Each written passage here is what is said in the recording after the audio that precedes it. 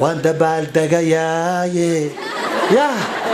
قبلها بودبودايا او دبال دقايا maxay ku dabal degayaan imisa boqolkun gabdhaheena baryada ka baxaysa mid baa dhahaysa wallahi hadaan isqaawin lahaa malyan baan gaari lahaa ma xijaabka la igu nacaya war boqol ii gaarsiina alla waxaas ku yaale wallahi horta